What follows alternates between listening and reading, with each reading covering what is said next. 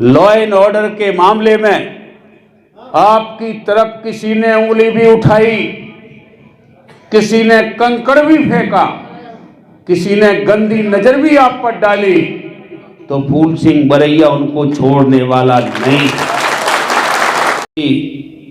हम लोगों की जो सरकार बननी थी वो सरकार कैसे चली गई, कहाँ लुट गई, और ये बड़ा विषय है। ये सिर्फ हम लोगों को ही नहीं, पूरे देश के लोगों को, नेताओं को सोचने का विषय है। और मैं आपसे कहूँगा कि सिर्फ यही नहीं, आज ही नहीं, पहले प्रचार हो रहा था तब भी साल भर पहले से, 1.5 साल पहले से एक ही आवाज थी कि हम लोगों को जिंदगी जीना है, महंगाई से बचना है, बदतर कानून व्यवस्था जो थी उससे बचना है,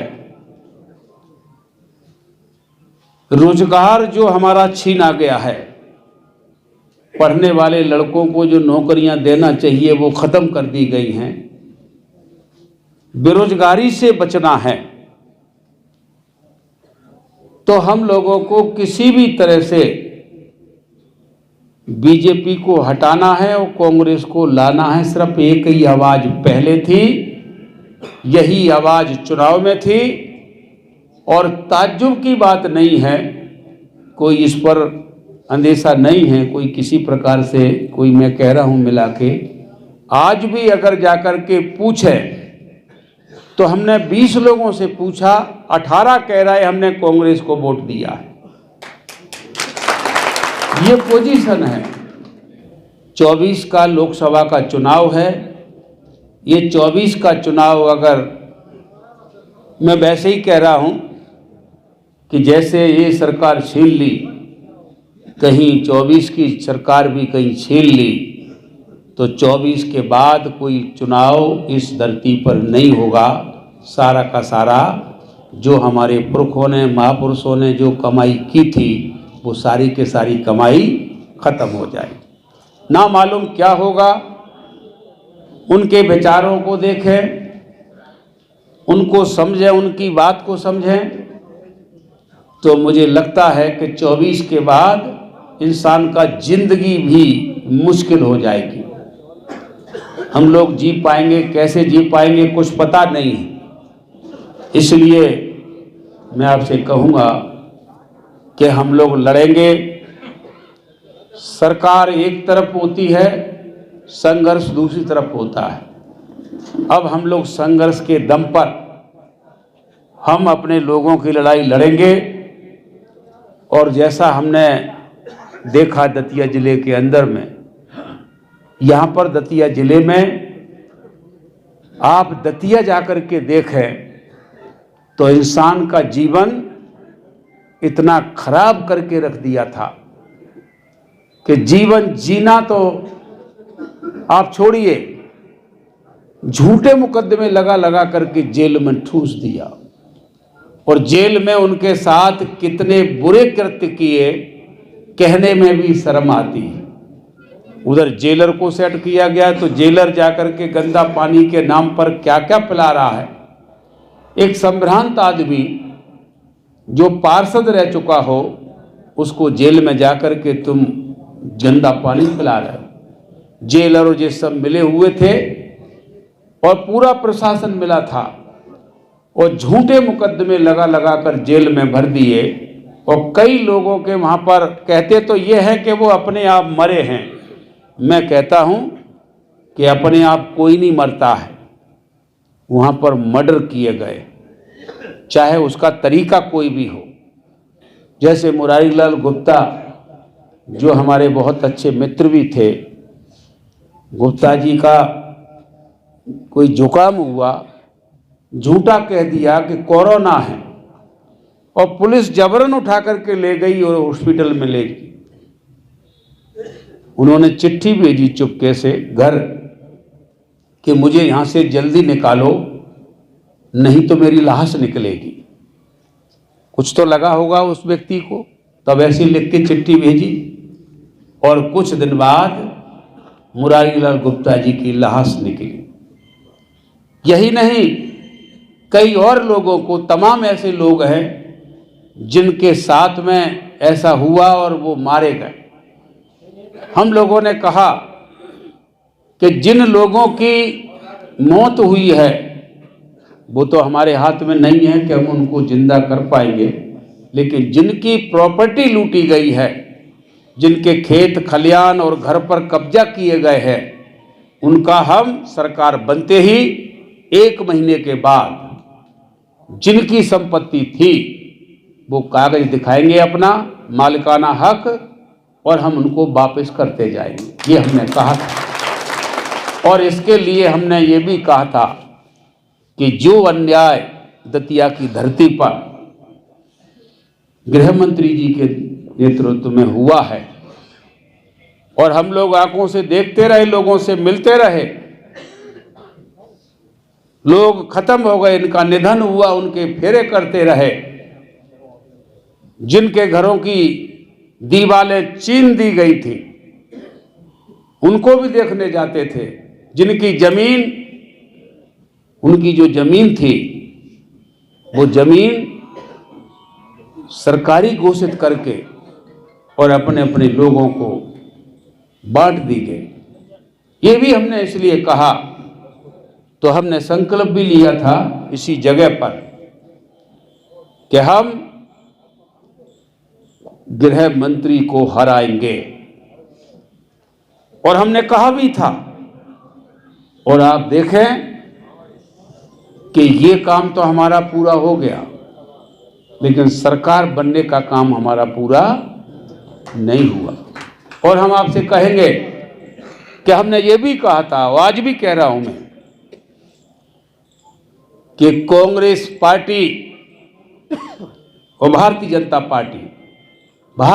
पार्टी अगर 50 विधायक भी जीत जाती है, 50 विधायक अगर जीत जाती है बीजेपी, तो फूल सिंह बरैया राजभवन के सामने अपने हाथों से अपना मुंह काला करेगा। हालांकि पोस्टल बैलेट से अगर हम काउंट करें, जो पोस्टल बैलेट्स का काउंट करें, तो 230 में 199 विधानसभा सीट कांग्रेस जीती है। पोस्टल बैलेट्स में कौन जीता? कांग्रेस पार्टी। कितनी? 230 में 199। और 31 सीटें बीजेपी जीती है। 31 बीजेपी जीती है, तो फिर बैलेट पेपर से अगर इलेक्शन होता तो 199 सीट जीत करके प्रचंड बहुमत से कांग्रेस की सरकार बनती कि नहीं बनती? बन गई थी। और 31 जीती भाजपा, तो मैंने तो 50 का ही संकल्प लिया था कि भाजपा अगर 50 जीत जाती है तो फूल सिंह बरैया अपना मुंह काला करेगा, लेकिन वो तो 31 ही जीत रही थी। लेकिन ईवीएम का काउंट करें हम वोट को, तो ईवीएम में 163 बीजेपी जीत रही है और 66 कांग्रेस जीत रही है। क्या हो गया ईवीएम में? ईवीएम में ऐसा क्या हो गया? जो पोस्टल बैलेट्स में हम जीत रहे हैं और ईवीएम में वो जीत रहे हैं, तो इसमें पारदर्शिता नहीं है। ईवीएम में क्या क्या षड्यंत्र है कुछ पता नहीं। तो इसीलिए हमने कहा कि हम सील लगाते हैं बैलेट पेपर पर।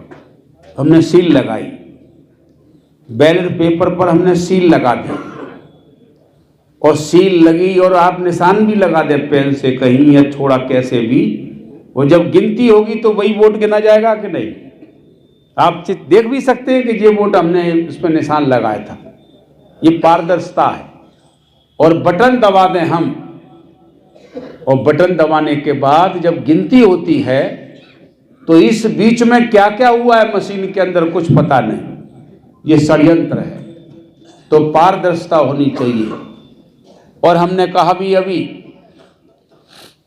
इंग्लैंड और फ्रांस, आयरलैंड और नीदरलैंड, जर्मनी और इटली, अमेरिका, इसमें ईवीएम को अवैध घोषित कर दिया गया है और बैन कर दिया गया है कि यहाँ ईवीएम से चुनाव नहीं हो। क्यों? जबकि हम मतपत्र से चुनाव कराएंगे, बैलेट पेपर से, तो लेबर की जरूरत पड़ेगी, जबकि उन्हें बैलेट पेपर से चुनाव कराते हैं जबकि वहां लेबर ही नहीं है, वहां कोई आदमी मजदूर ही नहीं है, तो उन्हें कराना कठिन है ये चुनाव बैलेट पेपर से। और भारत में लेबर की कमी नहीं है, यहां पर बैलेट पेपर से चुनाव कराना बहुत आसान है, लेकिन यहां पर बैलेट पेपर से हो रहा है, उससे हो रहा है ईवीएम से, और वहां उन देशों में जो विकसित देश है वहां पर बैलेट पेपर से हो रहा है।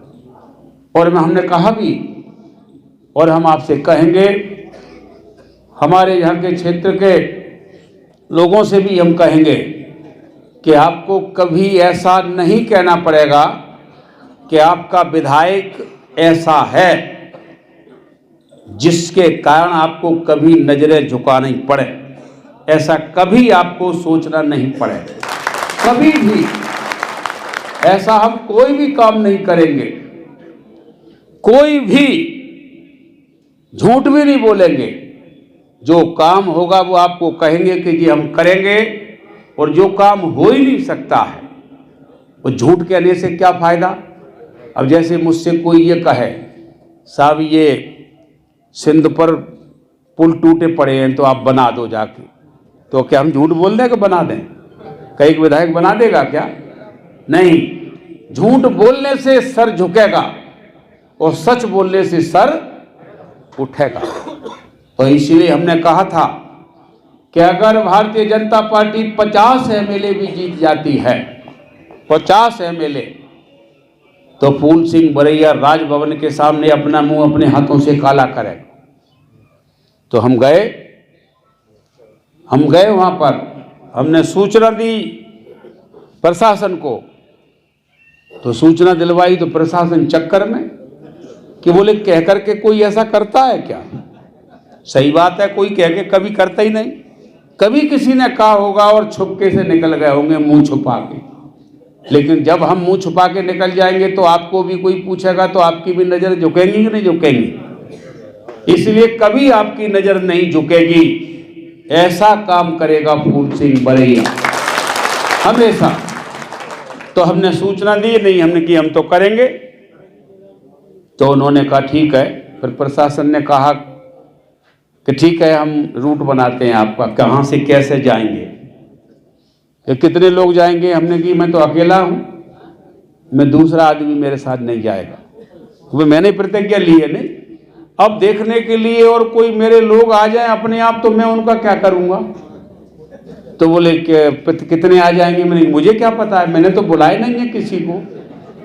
तो फिर हम लोगों ने उसकी तैयारी की और प्रशासन ने, तो प्रशासन कहना इधर से निकल जाए साहब, इधर ही कर लेना, अपने यहीं कर लो, वहाँ जाने की जरूरत नहीं है, फलाना नहीं है।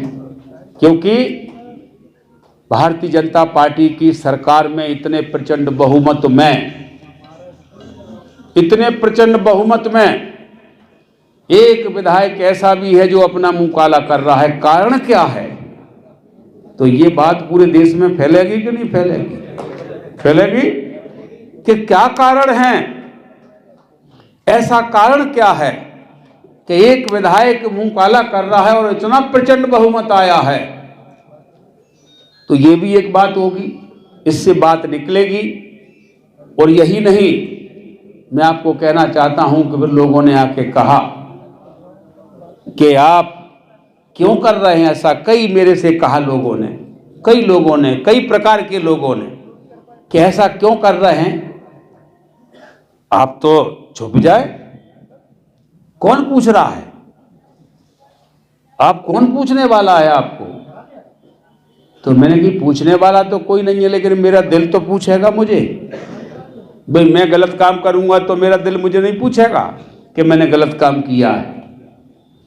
नहीं, मैं किसी के पूछने से नहीं, मैं खुद के पूछने से का बात कर रहा हूं कि बोले रहने दो साहब, ऐसा तो बहुत होता रहता है। मैंने कि नहीं, तो आप बताइए आप इतने जिद पर क्यों करना क्यों चाह रहे हैं? तो मैंने कि मैं इसलिए करना चाह रहा हूं कि मैं भारतीय जनता पार्टी का नेता नहीं हूं। मैं भारतीय जनता पार्टी का नेता नहीं हूं। यो ये कह दे कि 15-15 लाख रुपए तुम्हारे खाते में जाएंगे, मैं भारतीय जनता पार्टी का नेता नहीं हूं। वो ये कह दे कि काला धन विदेश से वापस लाएंगे, मैं भारतीय जनता पार्टी का नेता नहीं हूं। जो ये कह दें कि 2 करोड़ नौकरियां हम देंगे,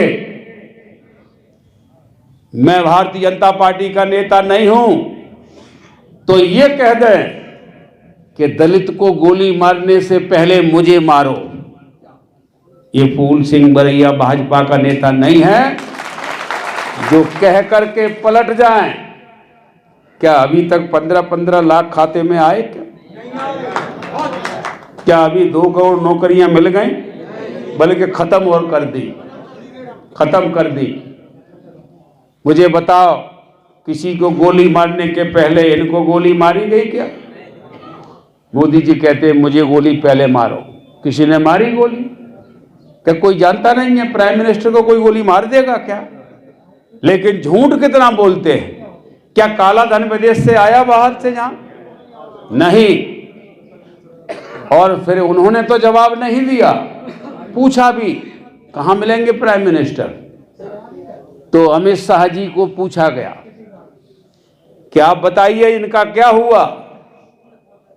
15 लाख 2 करोड़ नौकरियां, बताइए विदेशी धन क्या हुआ? तो क्या बोले अमित शाह जी? अरे ये तो चुनावी जुमले थे। बोले यानी इंसान की जिंदगी चुनावी जुमले हैं। घोषणा क्या होती है मालूम है? जैसे हमने घोषणा पत्र बनाया था इस बार माननीय कमलनाथ जी के नेतृत्व में घोषणा पत्र तैयार हुआ। डॉक्टर राजेंद्र सिंह जी उसके चेयरमैन थे, मैं भी उसमें सदस्य था।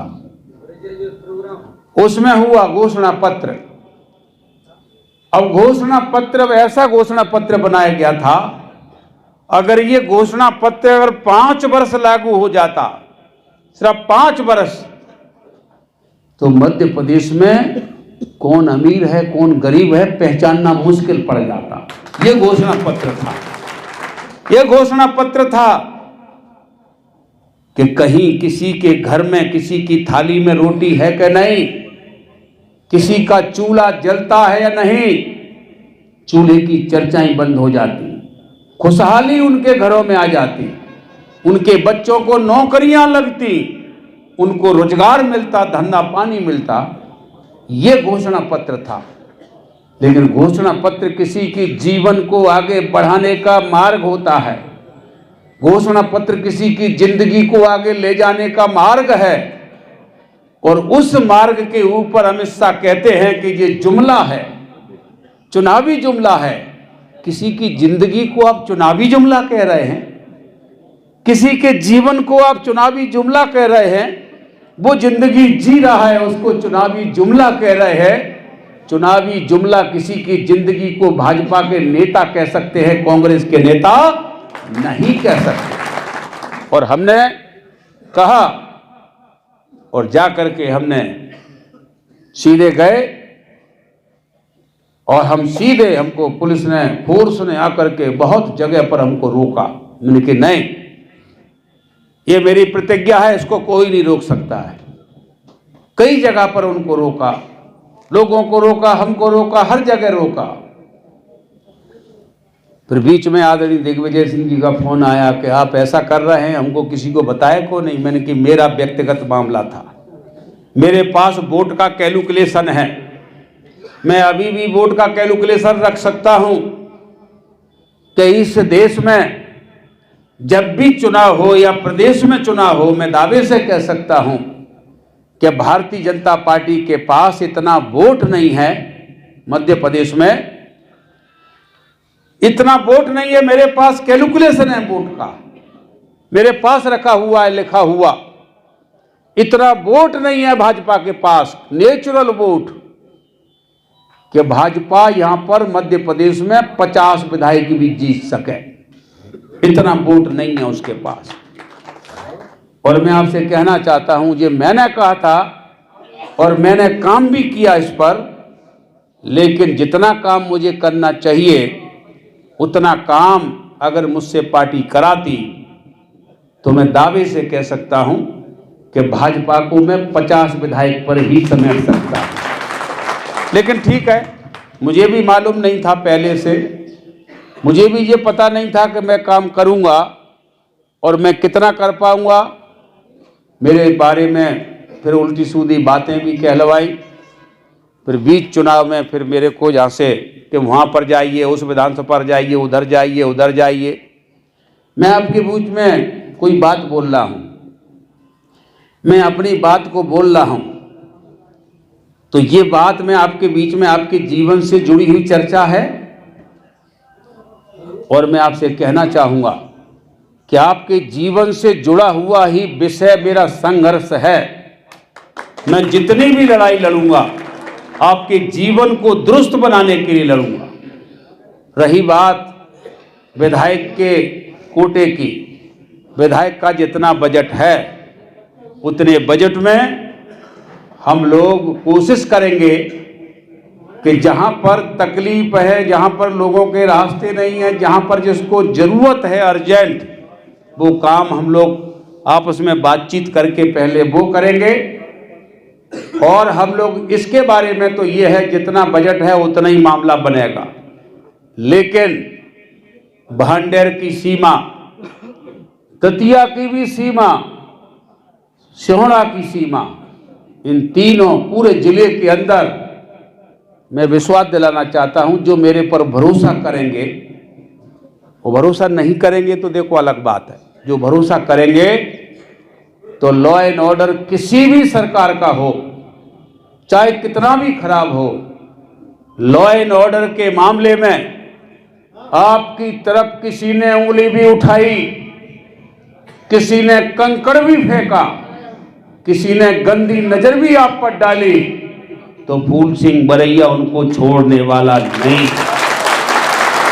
ये मैं आपको बताना चाहता हूं। चाहे वो हमारा दतिया हो, चाहे सिहोड़ा हो, भांडेर तो है, यहां तो सवाल ही नहीं है किसी का। लेकिन बात फिर भी हम लोग ये बात तो सोचें कि जब हम ये काम करेंगे तो आपसे भी कहना चाहता हूं, कभी अन्याय वाले विषय पर अन्यायी का साथ ना दें। ठीक है क्या नहीं? कभी किसी ने अन्याय अगर कर दिया है तो चाहे मेरा भाई हो, चाहे आपका भाई हो, अन्याय करने वाले का साथ देना पाप होता है। ठीक है कि नहीं? अगर आपने अन्याय करने वाले का साथ दे दिया तो इसके पहले आपने 10 भागवत किए वो बेकार चले जाएंगे कि नहीं? पुण्य के काम किए सब बेकार चले जाएंगे। तो न्याय के लिए आप लड़ें, कोशिश करें कहीं अन्याय ना हो, और न्याय जहां भी हो उसमें बीच खेत में जाकर के आप उसमें लड़ें, वो अन्याय वाले का साथ नहीं दें। और उसके बाद चाहे हम लोग आपस का मामला हो, चाहे शासन प्रशासन का हो, और मुझे लगता है कि शासन प्रशासन में कोई भी, चाहे किसी की सरकार बने, शासन प्रशासन के लोग आपके साथ किसी भी प्रकार का अन्याय नहीं करेंगे। धोखे से कहीं हो भी जाता है तो उसके लिए बैठ करके हम बातचीत करके सुलझाएंगे। धोखा तो हम घर में भी हो जाता है, तो उसका कोई ऐसा नहीं है कि नहीं ऐसा कैसे हो गया, ये काम भी हम करें। और निश्चित रूप से आपको 5 वर्ष में या उसके पहले जो भी समय रहेगा, भविष्य का किसी को पता नहीं है कि कितनी सरकार चलेगी, कितनी नहीं चलेगी, किसका क्या है, कुछ पता नहीं। क्योंकि लोग अब ऐसा माहौल बना रहे हैं देश में कि देश में भी मालूम नहीं है कि सरकारें अब चल पाएँ, क्योंकि इतनी लूट पवेल होगी, सरकारें छीनी जाएंगी तो चलेंगी क्या जी? नहीं, ये नहीं चलेंगी।